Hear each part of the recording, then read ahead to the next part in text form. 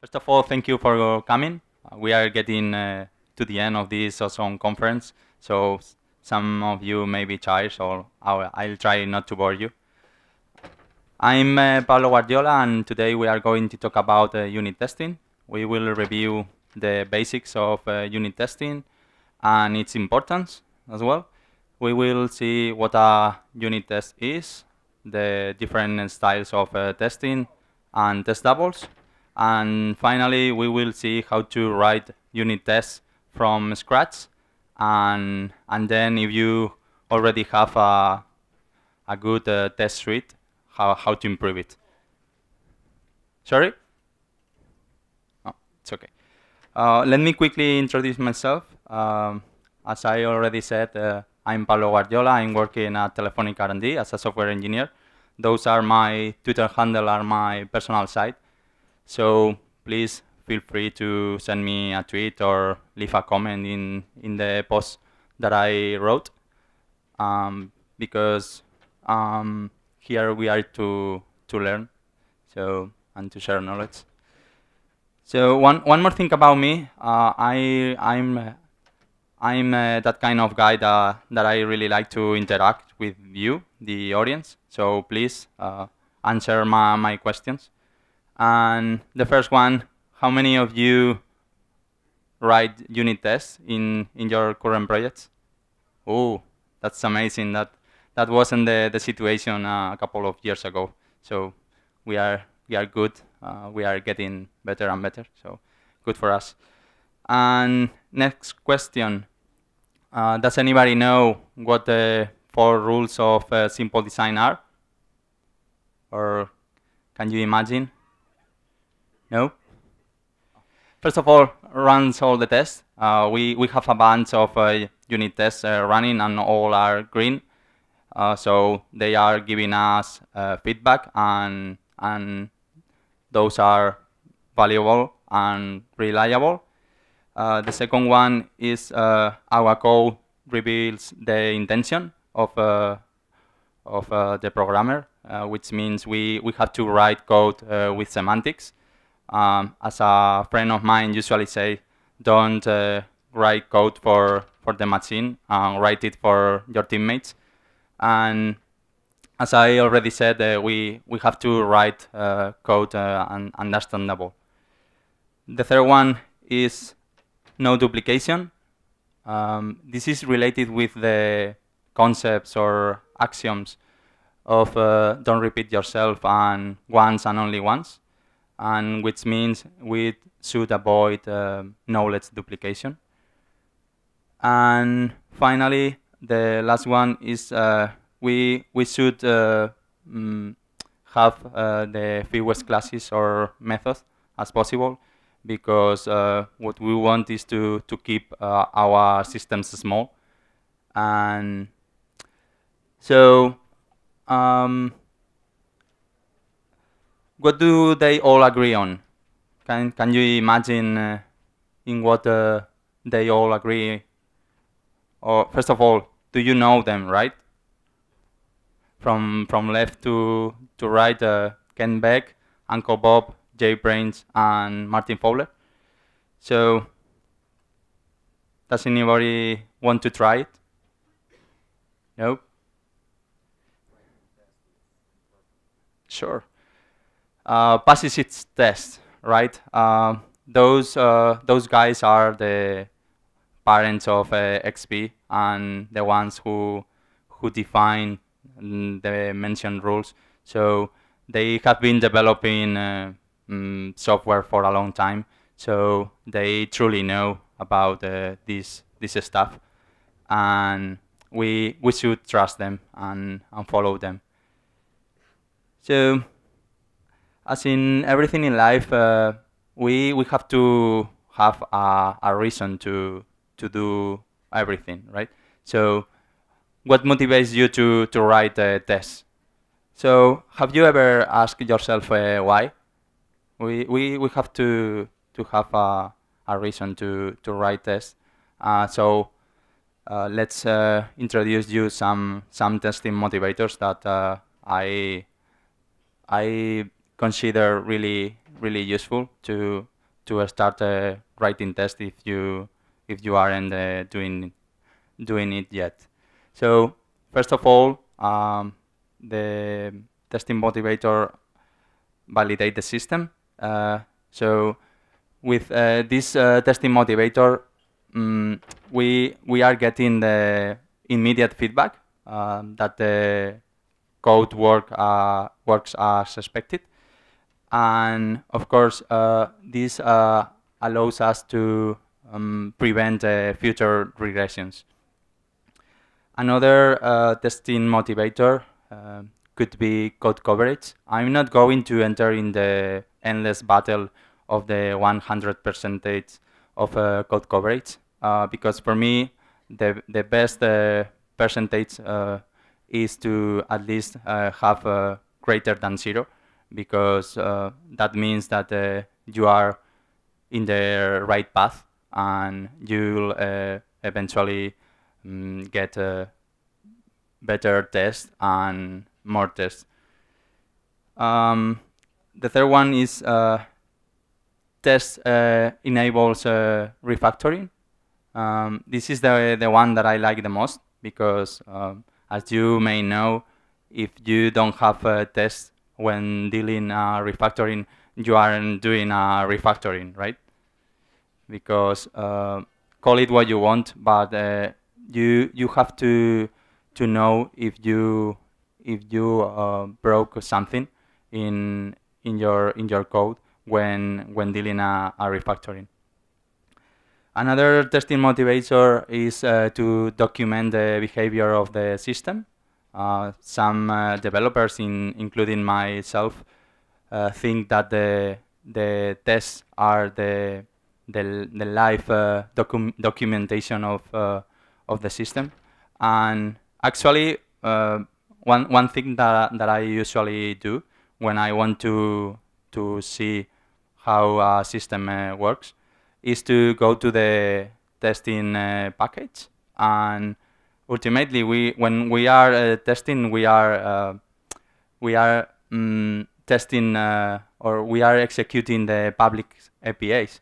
So I think it is the best way to know how a system works and how and to understand the system. Of course, another testing motivator could be to practice TDD, which you may know it allows you to break problems into smaller pieces and then improve your design, because TDD is about design and not about testing. But when you are doing TDD, you are getting better code with a design that has testing in mind, right? So, and another testing motivator is customer acceptance. We have to have a way to tell our customers or users or product owners that our system is working as they want.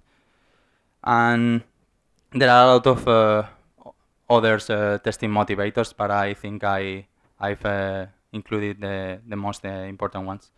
So now that we've talked about testing motivators, let's define the styles of testing.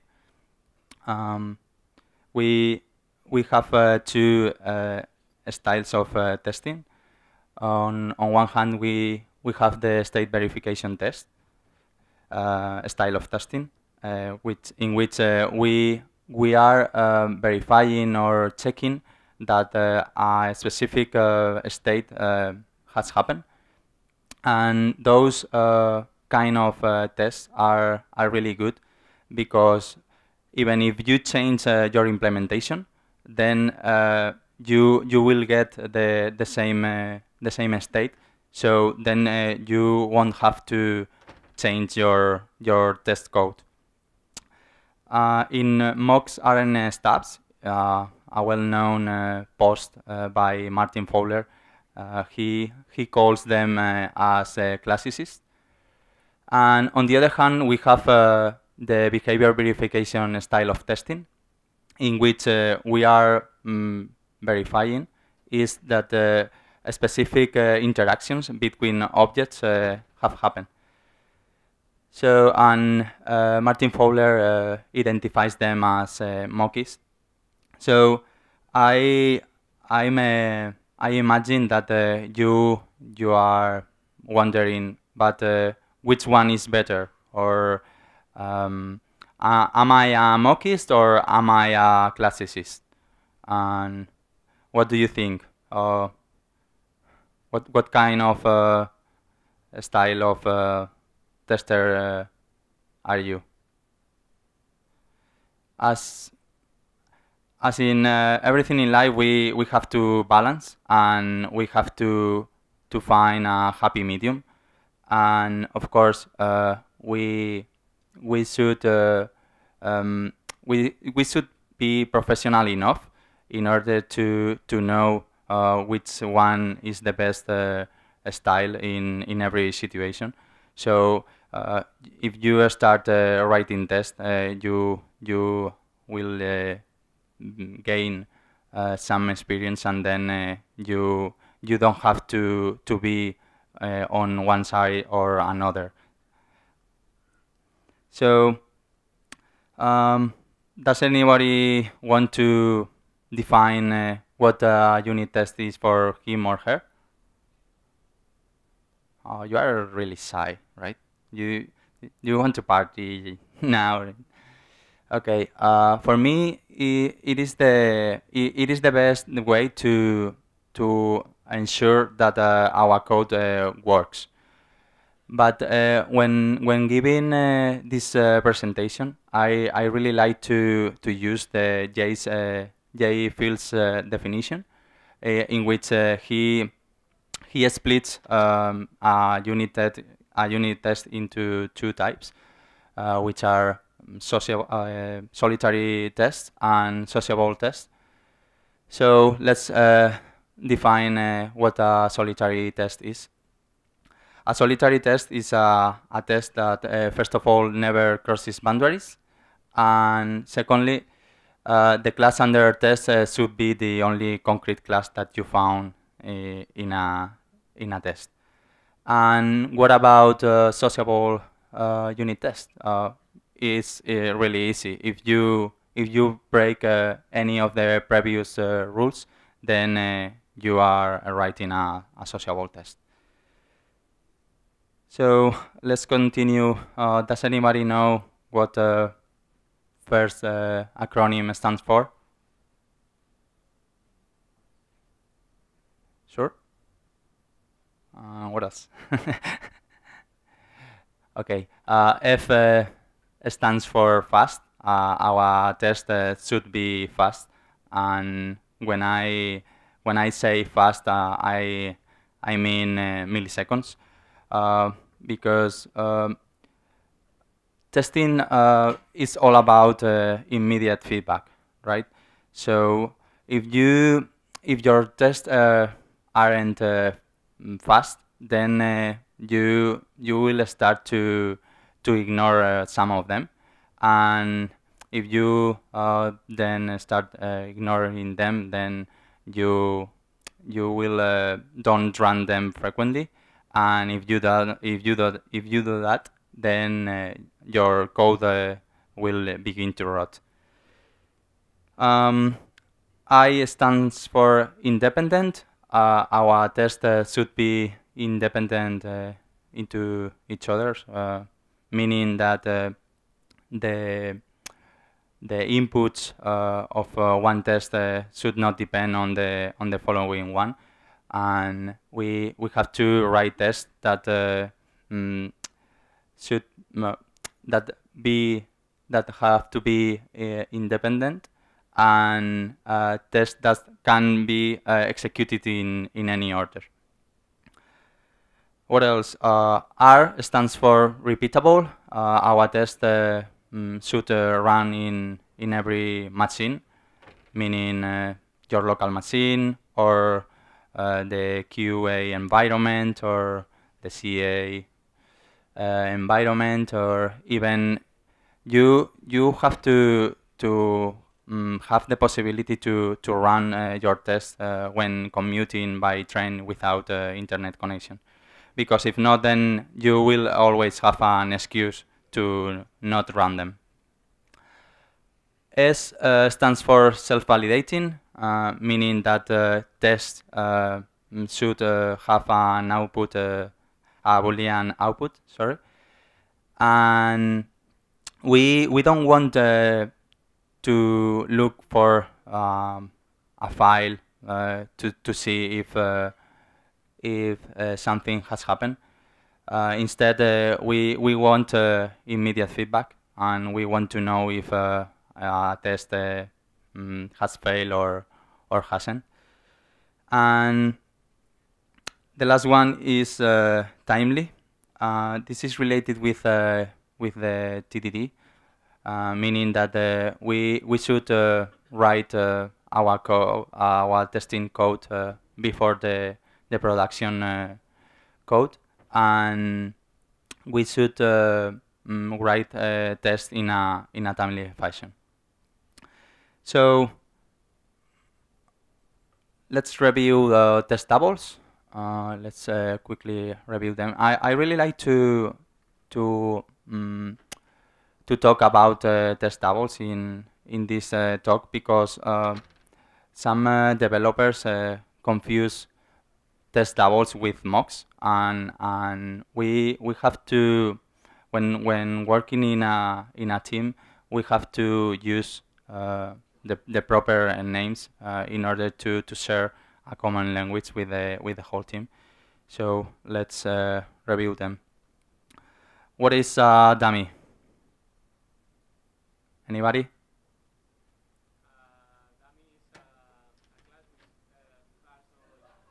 Sure. It is an object that doesn't do anything, right? But it is useful in tests when you have to supply dependencies of other objects, but you know that this object is not going to be used, but you need it in order to execute your test.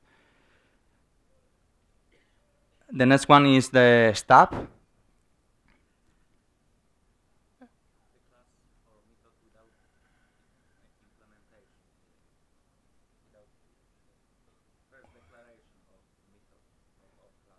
A stub is a kind of test double which always returns the same value. Imagine that you look this example, and imagine that you want to test that one concrete screen appears after login, right? So you are not interested in the login.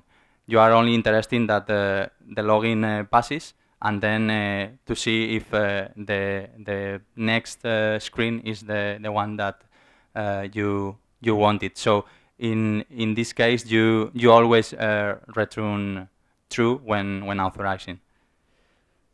The next one is the spy. As its name indicates, a spy is spying on something, meaning we are interested in knowing if one concrete method was called, and that's it. The next one is the mock. The proper mock is a kind of test in which we are testing behavior, right? Because the mock is interested in what function were called and how often, or with what parameters, and so on. This is the kind of objects that libraries like Mockito offers you to write the different kinds of test tables. And the last one is the fake. And as you can see in the example, we are interested in with what we are testing is business behavior, because we are only interested in Bob's user, right? Because Amok is a kind of stub, and a stub is a kind of a dummy, and a dummy is a kind of sorry, Amok is a kind of a stub, and a stub is a kind of sorry. Sorry, Amok is a kind of a spy, and a spy is a kind of a stub, and a stub is a kind of a dummy, but a fake isn't any kind of the previous ones. So let's review the AAA. This is how our test should look like. Does anybody know what AAA is? Sure. So we have three parts in our test. In the first one, we arrange all necessary preconditions and objects. In the second part, we act on the object or method under test, and finally we assert that some concrete thing have occurred. And a tip that I always give to the audience is to write the assertion firstly, because it for me it allows me to concentrate only on one thing at a time, and it allows me to only test the thing that I want, and then the rest of the parts emerge easily. But we are here to talk about Android, right? So what about Android, and how we can introduce unit tests in our Android projects? So first of all, we have the option of writing a multi-module project in which we define a Java-only module with our business logic, and we are able to run play unit tests in the JVM easily. With the appearance of Android Studio 1.1 and the Android Gradle plugin, we are able to run JUnit tests in our app modules, so that gave us the possibility to do that in a different way. Of course, we have the possibility of testing our presentation logic with the well-known UI design patterns such as MVP or MVVM, in which we are able to unit testing the presentation logic in isolation of the framework, also known as Android in this case. And of course, we can use any clean architecture out there, and as you probably may know, we have different layers of our application, and we are able to test those layers in isolation easily. There are out there a lot of examples. I wrote a series of posts explaining how to implement hexagonal architecture in Android. So you can check them and let me know what you think. But anyway, as I already said, we have a bunch of others like Mosby, Rossi, or even blueprints from Google. But what makes us able to write tests? What do you think? I've already mentioned it a couple of times during the presentation. Anybody? what makes us what makes us able to write tests is having a decoupled architecture in which we isolate our business logic from the framework, and then we easily can write unit tests without depending on Android, which is the problem at the end. So, okay, we have different options to start writing tests in Android. So, where do I start? I'm going to go quickly because I imagine that you all know how to write a plain JUnit test. So, but I'm going to show you a couple of examples. All of the samples are extracted from different open source projects. So this is code that it is actually in production. So here we have an example of a state verification test in which we are obtaining, we are checking if we are getting properly the first name from the repository, and we are following the AAA explained before, as you can see. So nothing new. And here we have a behavior verification test in which we are verifying that the contacts interactor is called when it is executed when we call the onResume method. So okay, we all know now how to write a unit test. So and imagine that you have a bunch of unit tests and a well written test suite. So how do I improve my test? I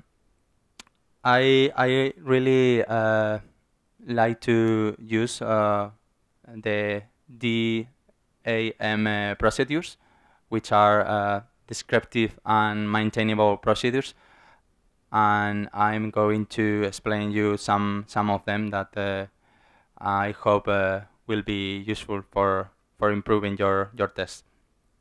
So first of all, we should try to write one assertion per test. And when I say one assertion, I mean one logic assertion per test. Because as you can imagine, it is really annoying to have to look at the stack trace or the log cat or wherever to know what is failing.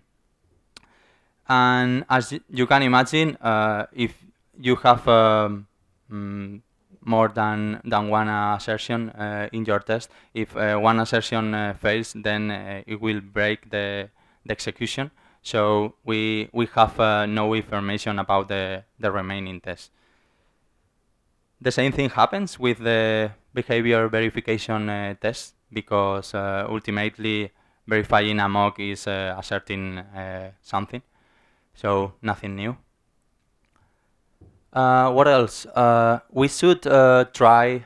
We should spec literals as much as possible, because as you can imagine, it increases readability, and of course, if we don't expect a literal, this is a related situation that the previous one.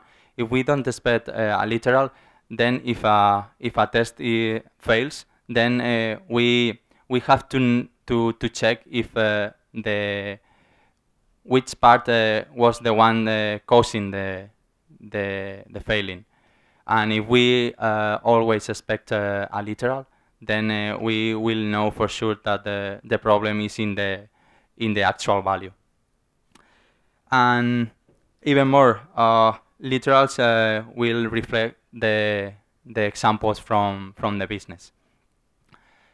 But what about value objects? Imagine that you have a class, a money class, with a currency and an amount, and how can we test or convert this into a literal?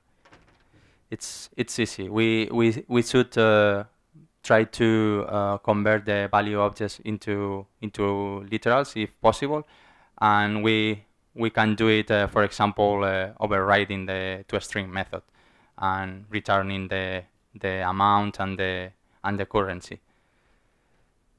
What else? Another descriptive and maintainable procedure is to avoid inline setup, because when you enter into a project, I had this feeling, and which is I had to, as I already said, I really like to go to the testing package in order to know how the system works, and then I see that all of the arranged parts are defined into the setup method, and this is giving us a waste of time, because we have to go into the setup method in order to understand which objects we should to declare, and we should to instantiate. And even worse, there are many times in which these objects are not used in the current test, because as you may know, when we use the before annotation, we are executing this method in every test. So there are some situations in which we are using objects, or we are creating objects that are not useful for the current test. So it is bad for our readability. And when I explain this technique, I always been asked the same question, which is, and what about code duplication? What do you think?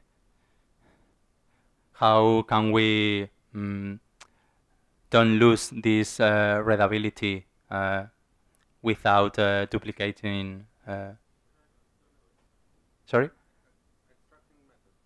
Sure. We should refactoring to a domain that give us the possibility to write builders or mother objects, or even abstract factories. And there are other questionable tests, which are testing language features or standard library classes. I imagine all of you have written the test, the typical test that you took. You take a list and insert an object, and then you get the object from the position in which you inserted before. And well, if you do that, then you are not testing anything. What you are testing is that the Java's implementation is working as expected, and we all know that Java's implementation is well written and as well tested.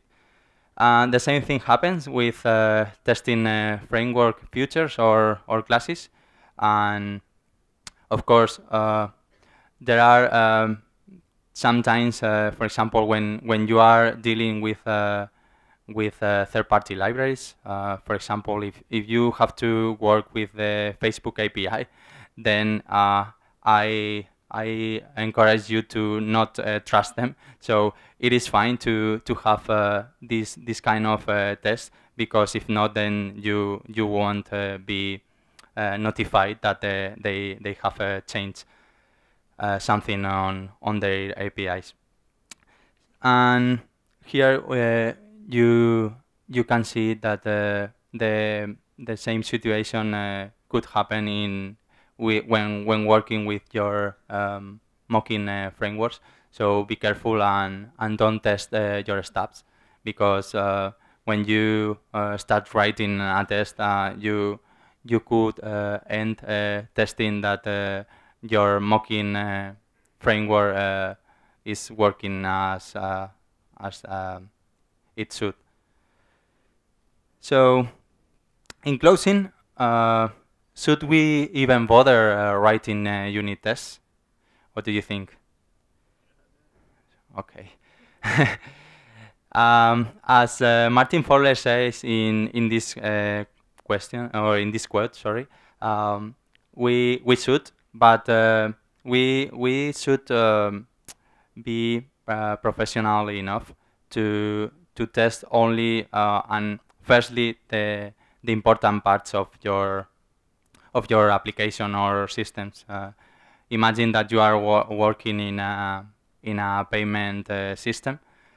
So you have to start writing tests dealing with payments, and not write, for example, that the avatar is loaded properly, for example. So we should, but and of course we don't have to get crazy about the 100 percentage of code coverage.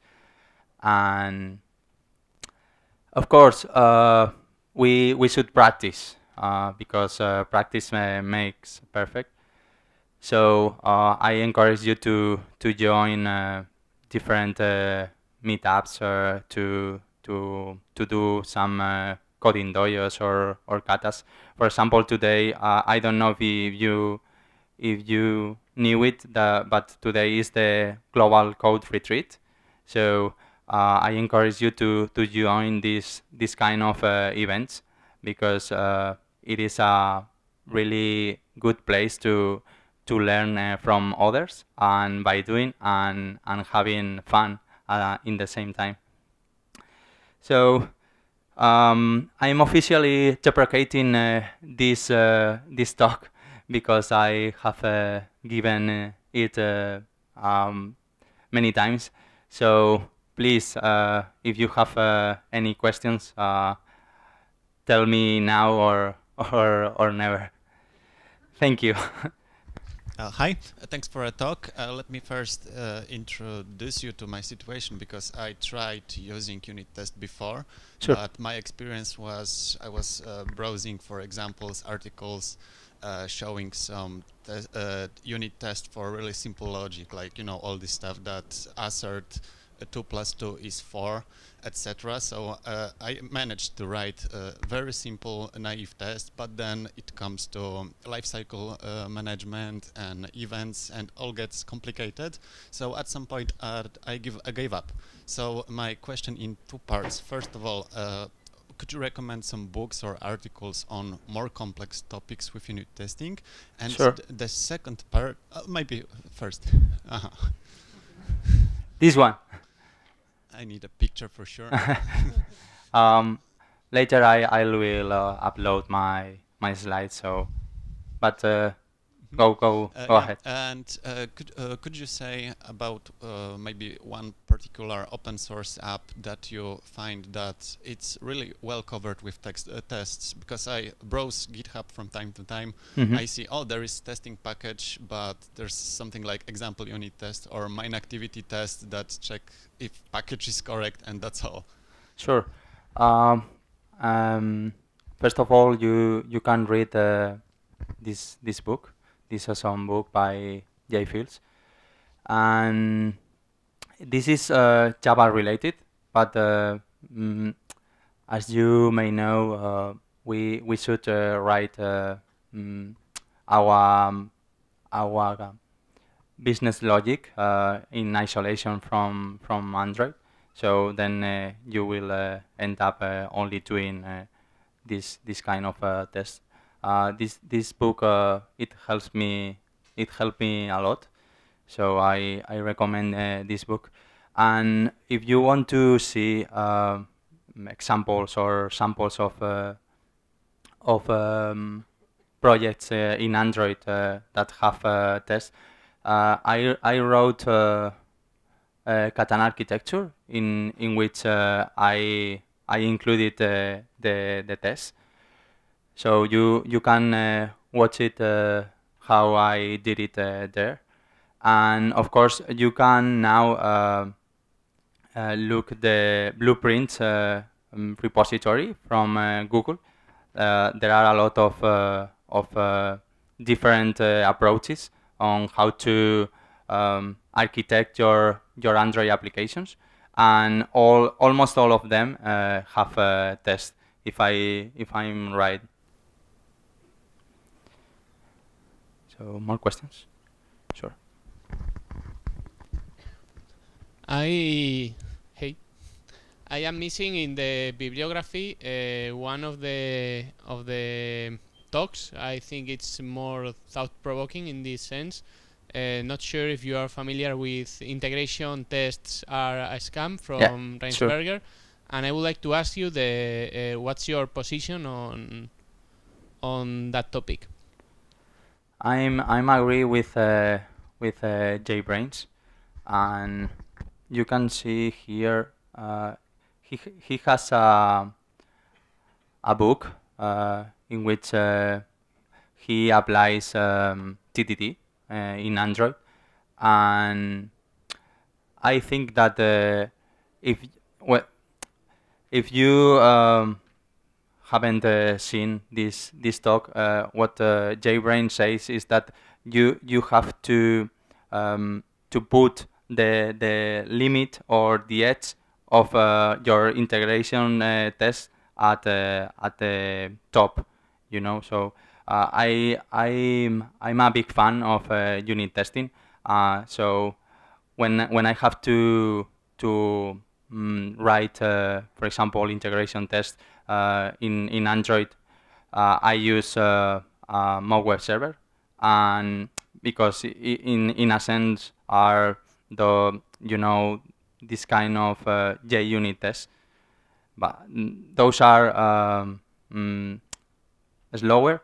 But if you have to attack them as an end-to-end point, those are even more slower. So and you can do it. You can do it. And my position on UI testing is that I really like to test only the contracts with my designers in the sense that, for example, if I have an screen that it has two inputs and a button, I will test that those two inputs and the button exist and nothing else. That's my approach more or less. That it's okay. I'm afraid we are out of time. Sorry. One Thank more. you very much. One more. Okay.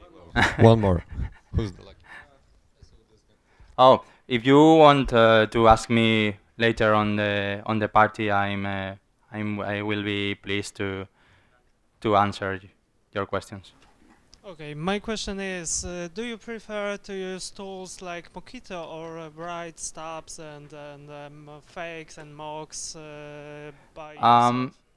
I use Mockito because it allows me to do those test doubles in a fashion way, but it is true that there are sometimes that you don't need to add Mockito as a dependency, and you can do your test doubles by yourself.